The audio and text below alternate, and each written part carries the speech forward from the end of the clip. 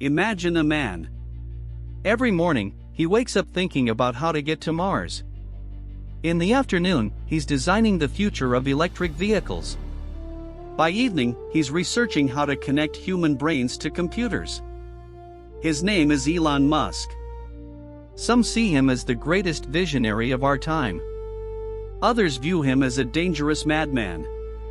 But everyone agrees on one thing: Elon Musk is the most talked about, most debated person of the 21st century. The man standing before you today sends rockets into space. He brought electric vehicles into the mainstream. He's building artificial intelligence companies. He even bought social media platforms. But how did this incredible story begin? Was he born with a silver spoon?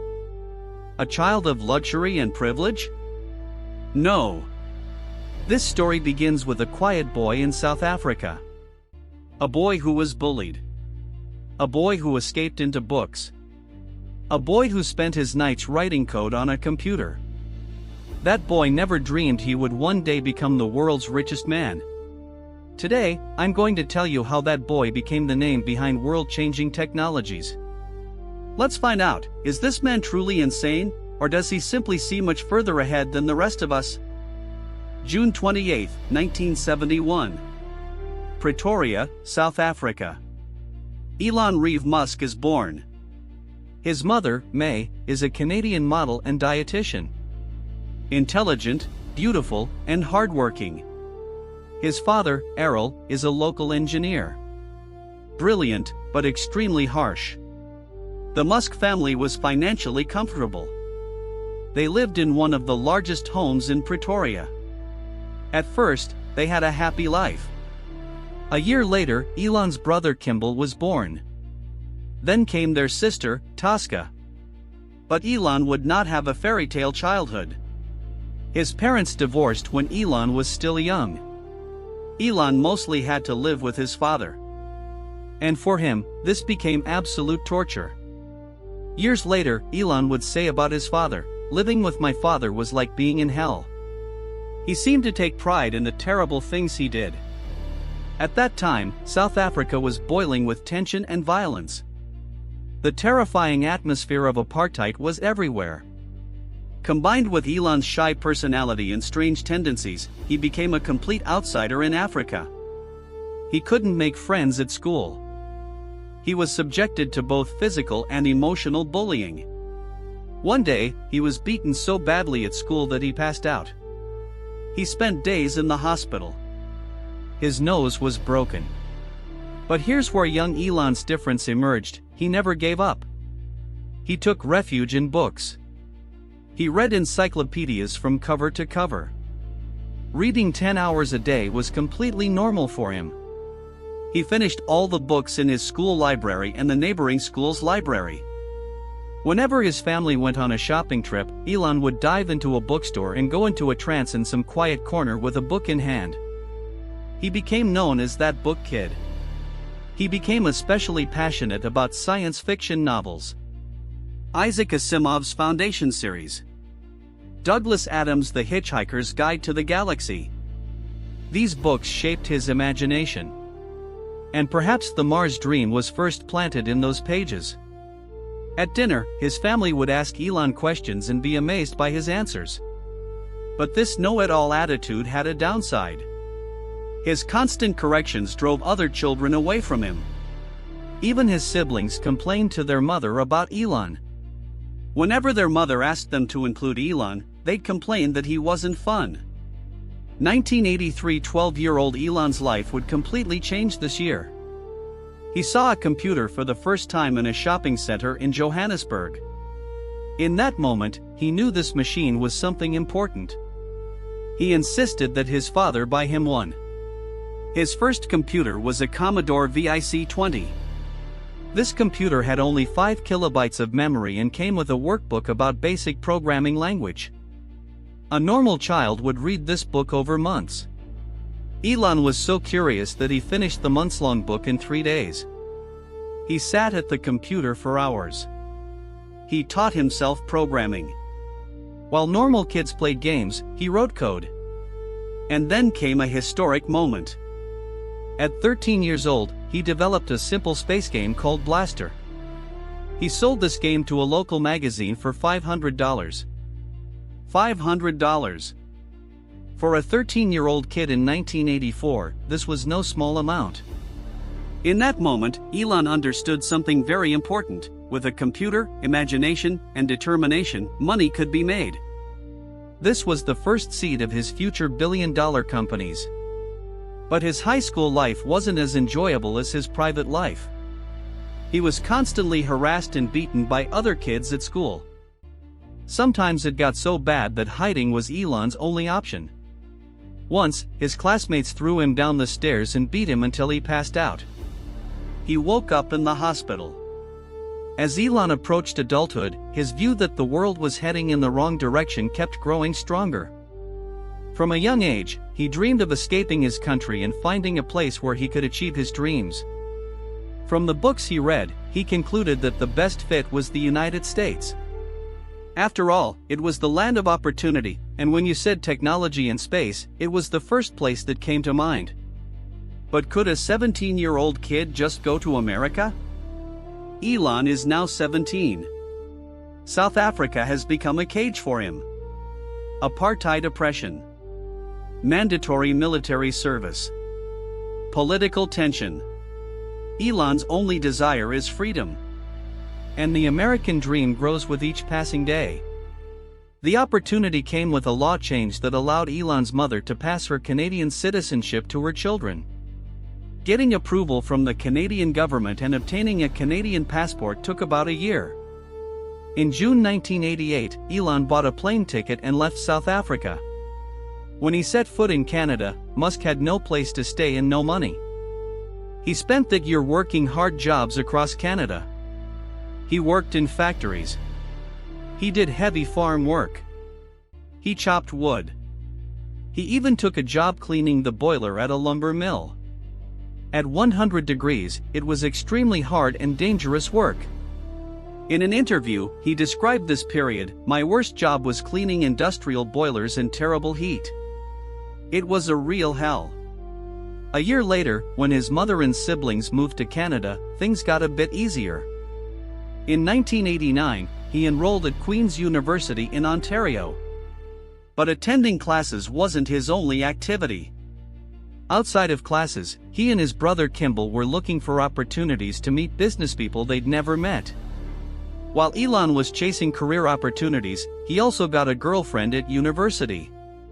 Justine Wilson was quite attractive and intelligent. She immediately caught Musk's attention. He asked her out by pretending to accidentally bump into her in front of the dorm. The two young people dated for a while and then broke up. Justine was a popular girl with many guys orbiting around her. After they broke up, Musk acted like he didn't care at all. But even back then, the word no wasn't in Elon's vocabulary. He didn't stop pursuing Justine. Eventually, this relationship turned into a marriage. Justine says this about those years: he called very insistently. You could always tell when he was calling because the phone never stopped ringing. You can't shake him off. He doesn't accept no. I compared him to the Terminator. He locks his gaze on something and says, "It will be mine." He won me over step by step. In 1992, after completing his second year at Queen's, he transferred to the University of Pennsylvania with a scholarship. He had finally made it to his dream country, the United States of America. Here, he decided to pursue a double major. The University of Pennsylvania was full of people who thought like him, and he became even more outgoing here. Also, to make money, he and his crazy friend Adio Resi found a different method. Instead of a dorm, they rented a large house off campus and turned it into a nightclub on weekends. His mother even visited once and sold tickets at the door. They were making good money. They could cover the house's monthly rent in one night. The interesting thing, Elon, the organizer of these parties, usually didn't attend them at all. He continued to work on projects at his computer. At the University of Pennsylvania, Elon was also thinking about solar energy, the internet, and rechargeable batteries.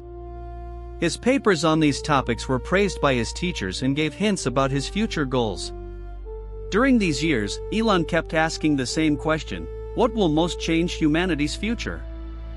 And he identified 5 areas: the internet, renewable energy, space exploration, artificial intelligence, and genetic engineering. He decided to focus his career on these 5 areas. So he earned his bachelor's degrees in economics and physics. Now it was time to march toward bigger goals. After finishing his undergraduate education, he pursued a PhD in materials science and physics at Stanford University. But the irresistible call of the internet world made him quit his doctorate after just 2 days. Elon had something else on his mind. School was a huge waste of time. He had to do something that would make his name known to the world. So he decided that the right thing to do was to move to Silicon Valley, a true land of technology and innovation. He convinced his brother Kimball, and they moved together. It was 1995. Elon first applied for a job at the internet company Netscape, but it didn't work out. That wasn't really what he wanted anyway. So the Musk brothers founded their first venture, a company called Zip2. Zip2 was software that provided information about various businesses and linked it to city maps. You could think of it as today's Google Maps. For those years, this was quite an innovative idea. But businesses were extremely ignorant about the benefits of the internet. People thought advertising on the internet was stupid. Kimball went door to door trying to increase sales while Elon wrote the code. Elon Musk gave his sons $28,000 to help during this period. But after renting an office, buying software licenses and some hardware, the Musk brothers ran out of money. They couldn't even rent a home. So for Zip2's first 3 months, Musk and his brother lived in the office. Later they could move into an apartment and slowly started hiring new people. But nothing changed for Elon. As always, he worked very hard and slept on a beanbag he threw next to his desk in the office. Perhaps the only thing keeping employees motivated was the progress Elon kept making on the Zip2 software. In early 1996, Zip2 underwent a major change. The venture capital firm Davido Ventures invested $3 million in Zip2. So they moved to a bigger office and hired talented engineers. Zip2 advanced its technology and expanded its scope to cover the entire country. Building Zip2 and watching it grow filled Musk's self-confidence to the brim. In February 1999, computer manufacturer Compaq offered to pay $307 million cash for Zip2. Zip2's board of directors accepted the offer. Although Elon wasn't happy with this sale, he had to respect the board's decision. Elon's share was $22 million, his brother's was $15 million. Elon's transformation from an African nomad with a backpack to a 27-year-old American multimillionaire took less than 10 years. Now it was time to chase new opportunities. The first thing Musk did with the money from his first venture was buy a 2,000-square-foot apartment, a $1 million sports car, and a propeller plane. Then he even took flying lessons and learned to fly planes. But Elon wasn't someone who would stop and live a luxurious life. In his next venture, he wanted to build a financial institution providing online services. In March 1999, he first paid his taxes and then invested $12 million to start a new company called X.com. He only had $4 million left. Elon was taking a big risk here. He was investing most of his money in finance, a very risky sector. What was at stake was people's money. The founders thought the banking sector was behind the times and dealing with a teller was unnecessary. So X.com would be one of the world's first online banks. But such a business ran into incredible legal difficulties. Also, hackers were at work. Convincing investors was very difficult. X.com opened for use in November 1999. The company's goal was to create an agile banking system that handled money with just a few mouse clicks and an email account, rather than slow-moving banks where payment transactions took days. This was revolutionary at the time, and within the first few months of starting operations, over 200,000 people registered for the system. Musk was as ambitious in this business as in his first. He put engineers in a competitive environment where they would work more than 15 hours a day. He himself worked even more than that. In January 2000, Elon and Justine got married. They couldn't even go on a honeymoon. In March, X.com merged with its rival Confinity and raised $100 million from financiers. But some people in the company thought Musk's CEO position was excessive. 9 months after marrying his wife, while Elon was on vacation, they tricked him and the board voted to remove him from the CEO position. The new CEO, Peter Thiel, renamed X.com to PayPal. During this process, Musk showed incredible patience by taking on an advisory role. He supported the new CEO and continued to invest in the company. So he remained PayPal's largest shareholder. The next year, eBay, an auction shopping site, made an offer to buy PayPal. In June 2002, eBay offered $1.5 billion for PayPal. The board accepted the deal. Musk would get a net $180 million from this sale. In such a situation, what would you expect Musk to do? Now you have so much money you can live comfortably for the rest of your life. But Musk didn't want to stop. He could never see himself as someone who would lie on the beach sipping drinks. For him, an intense work life and chasing big goals was more exciting than vacation. And to implement his real big vision, he needed much more money than what was at stake. Space was on Musk's mind. Elon and his wife wanted to spend the next chapter of their lives in southern Los Angeles. But what attracted Musk here wasn't Los Angeles' luxury and splendor. The heart of the space industry also beat here. With the fortune he made from PayPal, Elon had a question that became an obsession: how will humanity survive? The answer was clear: Mars. If Earth becomes uninhabitable one day, humanity must have a backup planet. One of the first things Musk did here was join an organization called the Mars Society. He donated $100,000 for a research station in the desert. But Musk's goal wasn't to do such research on Earth but to send spacecraft directly to Mars. One day, when he examined NASA's website, he was disappointed. He hoped to find a detailed plan for Mars exploration, but NASA had no such plan.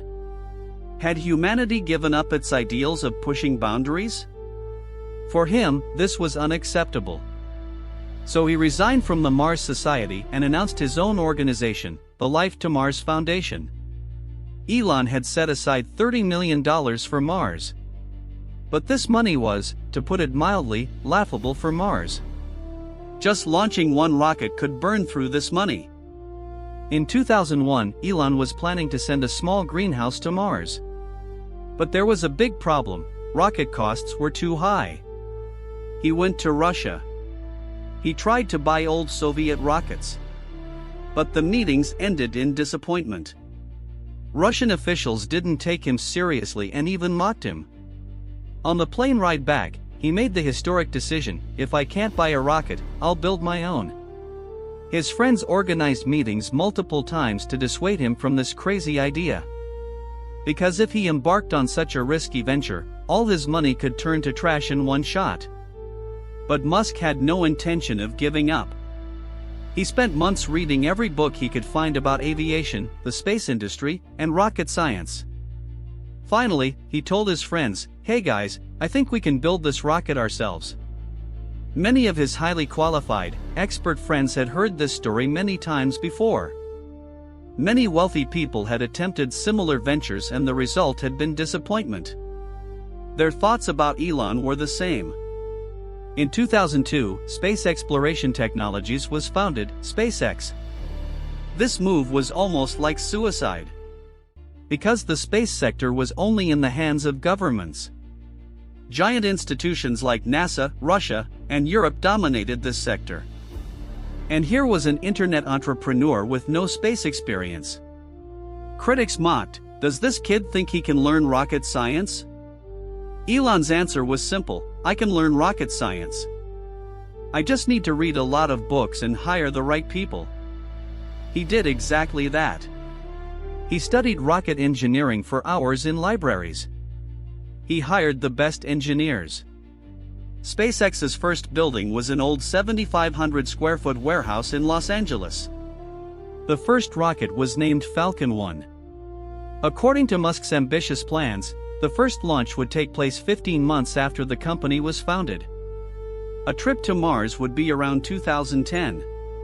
From 1957 to 1966, the US alone conducted over 400 launches to send things into orbit, and about 100 of them failed.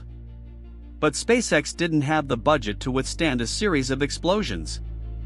For the Falcon 1 project, the company would have at best 3 to 4 chances. SpaceX had competitors consisting of giant companies like Lockheed Martin and Boeing. Also, for a private company to compete with large government institutions like NASA, ESA, or Roscosmos with limited budgets seemed impossible. During SpaceX's first year, 2 new employees joined the company almost every week. A 300-acre test site was purchased in Texas. Stands were built. New engines were designed. Engines were tested at this site. Plenty of budget was collected. Many failures occurred. Nerves were frayed. Musk demanded a lot from his employees. But he also spared no expense to immediately remove every obstacle in their way. By the end of 2003, the empty warehouse in California had turned into a real rocket factory. March 24, 2006. The first launch was conducted at Kwajalein Atoll in the Pacific Ocean. The whole world was watching. Falcon 1 took off. Minutes later, it exploded. Just 20 seconds after launch, a fire started and the rocket fell uncontrollably back to Earth. Nearly a year later, after intense work, SpaceX was ready for its second launch attempt. March 2007. A new Falcon 1 rocket was launched. The first 5 minutes, everything was fine, but on the 6th minute, the rocket blew up. This second blow to SpaceX engineers was very heavy. During SpaceX's difficult days, Elon had another revolution on his mind: electric vehicles. Yes, you heard that right.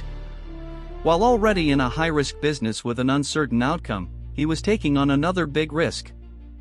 At that time, electric vehicles were a joke. They were thought to be slow, short-range, and expensive. Major automotive companies didn't take them seriously at all. 2 engineers named Martin Eberhard and Mark Tarpenning founded a company on July 1, 2003, to produce electric vehicles, Tesla Motors. Eberhard named the company after Nikola Tesla, the inventor of electric motors, both for inspiration and because it sounded cool. But the automotive sector was also very risky. The last successful company in the American automotive industry was Chrysler, founded in 1925. Designing and producing a car from scratch is both very difficult and very expensive. Moreover, if this car was going to be completely electric, the job got even harder. Tesla's founders were aware of all the difficulties and needed a visionary businessman who loved taking risks to invest in their company. Their paths crossed with Elon Musk. In 2004, with an investment of $6.5 million, he became Tesla's largest shareholder and chairman. Musk saw this business both as the sector of the future and also embraced it because it benefited the world on issues like global climate change and dependence on oil. Tesla very quickly increased its number of engineers. Then a 1,000-square-foot workshop was set up in Silicon Valley to design the prototype of the vehicle they called Roadster. Work that started in 2004 had produced a completely new car by 2005. Tesla's first vehicle would be a sports car, the Tesla Roadster. This car could go from 0 to 100 kilometers per hour in 3.7 seconds. It could travel more than 300 kilometers on a single charge. Completely electric but as fast as a Ferrari. Musk was satisfied with the result and decided to continue his investment. But it turned out that the batteries to be installed in the vehicles had serious safety problems. There was a risk of explosion. A 6-person team was formed. This team developed techniques to completely eliminate explosions. Tesla was about to invent battery technology that would cause its competitors to fall years behind and would become one of the company's biggest advantages. After a lot of work and many revisions, the first prototype of the Roadster was ready in May 2006. The Roadster, which could go from 0 to 100 km/h in 4 seconds, was wonderful. Thanks to this, Tesla received $40 million more investment from various companies. A group of tech billionaires placed orders for 30 Roadsters at $90,000 each. By mid-2007, Tesla's employee count had reached 260. They were practically achieving the impossible. They had produced the fastest and most beautiful electric car the world had ever seen, almost from scratch.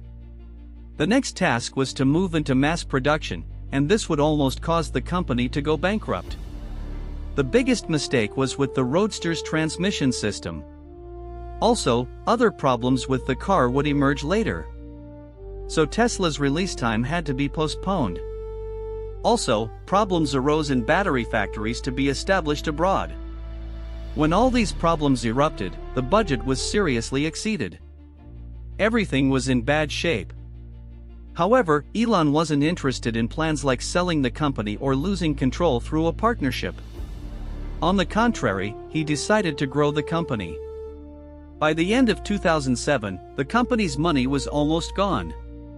Developing the Roadster had cost $140 million. The worst year of Elon Musk's life. SpaceX's second launch attempt had failed, and reports coming from Tesla were getting worse every day. Musk had invested close to $200 million in these two ventures. Despite spending most of his money, there was neither a rocket in orbit nor an electric car you could see on the roads. Also, his family life was going badly. In 2008, he divorced his first wife, Justine. Meanwhile, SpaceX was going to make Falcon 1's third launch attempt at Kwajalein Island. This meant great pressure on Musk. It could be their last chance. The third launch also failed. Everyone was devastated. Musk consoled everyone by saying, "We will succeed one way or another, don't be afraid." Meanwhile, constantly negative articles were being written about Tesla, with assessments that it would never be able to deliver orders to customers. The company had really consumed even the money coming from pre-orders. Elon said this about that period: it was like being beaten up. At that time, there were many people who took pleasure in others' pain. Constantly negative articles and news came out about my companies. I didn't have enough money to keep both companies afloat. I had nightmares at night. I was beginning to lose faith that we could overcome this. Add the 2008 global economic crisis to this, and the situation turned into a complete disaster. Elon invested his last $20 million into Tesla. He risked his entire fortune. His friends said, "This is madness." Elon's answer was September 28, 2008. The final launch was conducted at Kwajalein Island. SpaceX employees had worked non-stop and painful shifts to reach this day. Elon had told his team, "If this attempt also fails, SpaceX is finished." All employees were watching the launch over the internet, biting their nails. The media was also following the launch. Falcon 1 took off. Silence. Tension. Around the 9th minute of the launch, it seemed like the reward for years of work was finally being received. Falcon 1 shut down its engines as planned and reached orbit. For the first time in history, a private company had achieved such a thing, launching a rocket into space. Cheers erupted. Everyone burst into tears. Tears streamed from Elon's eyes. He later described that moment: "If we had failed that day, we wouldn't be having this conversation today." This success took much longer than Musk's plans, a full 6 years. Right after Falcon 1's success, another miracle occurred. In December 2008, NASA opened a tender for transporting supplies to the International Space Station. SpaceX received $1.6 billion for 12 flights to the ISS. When Musk transferred some of the incoming money to Tesla, he relieved that company as well.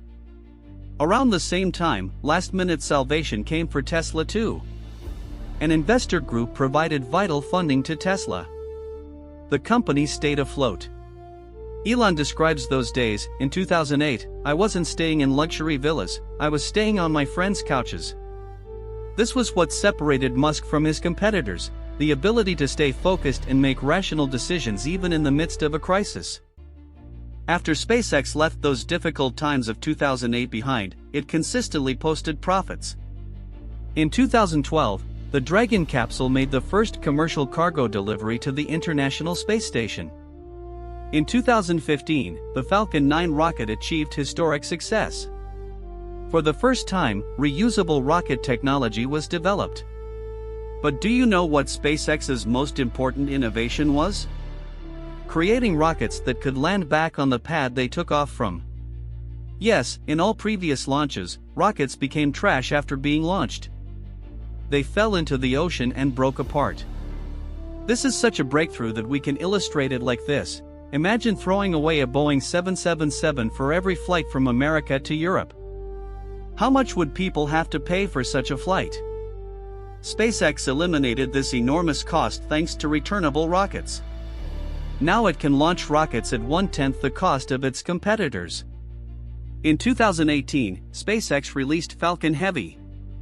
Falcon Heavy brought together 3 Falcon 9s with 27 engines and could carry more than 53 tons of payload into orbit. Falcon Heavy sent a Tesla Roadster into space as its first mission. Yes, a total Elon Musk show. Since 2019, Starship, a completely reusable rocket that can carry very heavy payloads, has been under development. Starship will be the largest rocket in history with a 100-ton payload capacity. In 2020, SpaceX passed one of the most important milestones. It sent astronauts to the International Space Station with its own Dragon capsule. Thus, for the first time in history, a private company sent astronauts into space. America launched astronauts from its own soil after 9 years. So what was Tesla doing while SpaceX was achieving all this? In mid-2012, it was shocking its competitors. It had produced the Model S, completely electric, silent, and capable of traveling 500 kilometers on a single charge. This car could go from 0 to 100 km/h in 4.2 seconds. Moreover, it could carry 7 people and had 2 trunks. The Model S surpassed many luxury sedans in terms of speed, technology, road handling, and trunk capacity. Moreover, it received the highest safety scores in history. Also, you could charge your vehicle for free at Tesla stations across the US and around the world. The automotive press selected the Model S as Car of the Year. Traditional automotive companies were shocked. BMW, Mercedes, Audi launched emergency electric vehicle programs. Tesla changed the entire automotive industry overnight. It went public in 2010 and raised $226 million. In 2013, it shocked Wall Street with a profit of $562 million.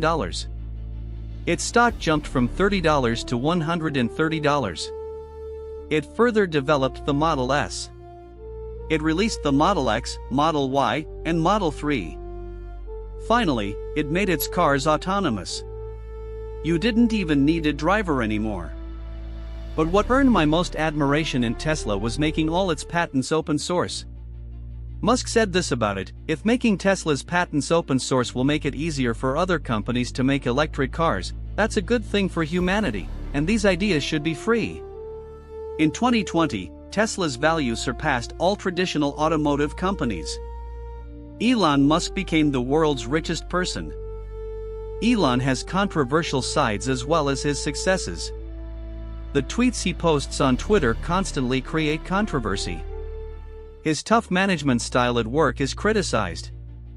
His expectation of excessive overtime from employees creates problems. Critics accuse him of acting like a dictator. They say he's ruthless toward his employees. They say he has unrealistic expectations. His supporters say he's making changes that require vision.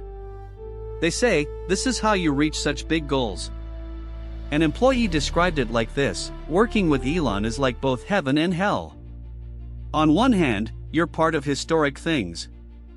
On the other hand, you're experiencing the most difficult period of your life. Who is Elon Musk? An incredible story stretching from a bullied child in South Africa to the world's richest person. From Zip2 to PayPal. From SpaceX to Tesla. From Neuralink to Starlink. Someone who achieved what was called impossible at every step. Lessons we can learn from Elon Musk's life. 1. Give people hope even in difficult times. In 2008, when everything was going wrong, he told his team, "We will succeed," and they did. 2. Be prepared for failures by planning for unexpected situations. SpaceX had multiple rockets. Tesla had backup plans. 3. Find quick and practical solutions to problems. Are rockets too expensive? Build them yourself. Are electric cars slow? Design faster ones. 4. Stay calm even in the most difficult situations and never give up. In 2008, both SpaceX and Tesla were on the verge of bankruptcy. He didn't give up. 5. Know your business very well. If you don't know rocket science, learn it. If you don't know automotive engineering, learn it. Elon did exactly that. Criticism or praise? Some say, crazy, egotistical, dictator. Some say, visionary, brave, revolutionary. One thing is certain: Elon Musk doesn't work just to make money. His obsession is to change humanity's future. Fighting climate change with electric vehicles, democratizing space exploration with SpaceX, trying to cure diseases with Neuralink, trying to give humanity a second chance with Mars. Lessons we can learn from Elon Musk's life. 1. Give people hope even in difficult times. In 2008, when everything was going wrong, he told his team, "We will succeed," and they did. 2. Be prepared for failures by planning for unexpected situations. SpaceX had multiple rockets. Tesla had backup plans. 3. Find quick and practical solutions to problems. Are rockets too expensive? Build them yourself. Are electric cars slow? Design faster ones. 4. Stay calm even in the most difficult situations and never give up. In 2008, both SpaceX and Tesla were on the verge of bankruptcy. He didn't give up. 5. Know your business very well. If you don't know rocket science, learn it. If you don't know automotive engineering, learn it. Elon did exactly that. Criticism or praise? Some say, crazy, egotistical, dictator. Some say, visionary, brave, revolutionary. One thing is certain: Elon Musk doesn't work just to make money. His obsession is to change humanity's future. Fighting climate change with electric vehicles, democratizing space exploration with SpaceX, trying to cure diseases with Neuralink, trying to give humanity a second chance with Mars. And perhaps one day, we'll be listening to this story from Mars. Because people like Elon Musk teach us something: nothing is impossible. There are only ideas that haven't been tried yet. Those who change the future first appear crazy. Then they're called geniuses. Which one is Elon Musk? Time will tell. But for now, we can say this: he's the story of someone who never stops chasing his dreams, learns from failures, and never gives up. And perhaps most importantly, if you want to change the world, you must first change yourself. Then your surroundings. Then your industry. And finally, perhaps all of humanity. Elon Musk is doing exactly that. Perhaps the answer lies somewhere between the two. Perhaps that's exactly why he's so successful. Because when we look at history, we see that people who truly changed the world were always a bit crazy. A bit different. A bit dangerous too. When the Wright brothers said they would build an airplane, everyone laughed. When Henry Ford said he would produce cars for everyone, they said it was impossible. When Steve Jobs said he would fit thousands of phones in our pockets, no one believed it. When Elon Musk said we would go to Mars, everyone laughed. When he said electric cars were the future, no one took him seriously. When he said we could bring rockets back and use them again, they said it was impossible. But now, SpaceX rockets regularly go into space and return. Tesla is selling millions of electric cars worldwide. And Mars plans are getting a little closer to reality every day. What Elon Musk has done is perhaps not just about building companies. He changed a way of thinking. First they said private companies can't go to space. Now there are dozens of private space companies. First they said electric cars will never be popular.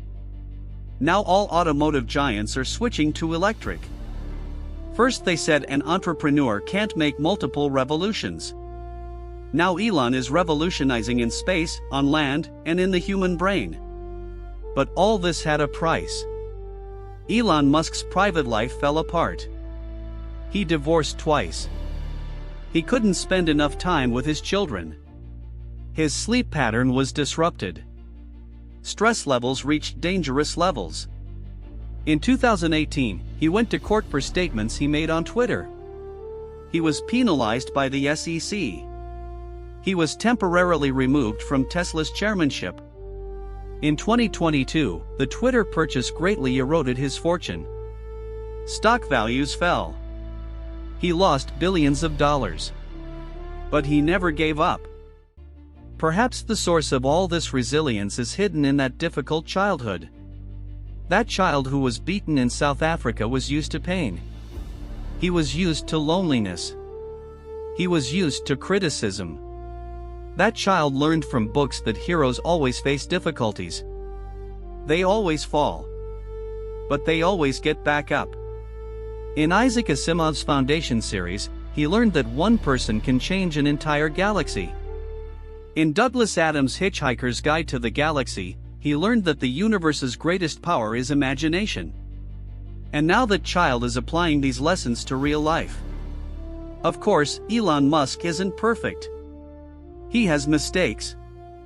He has flaws. Sometimes he acts too harshly.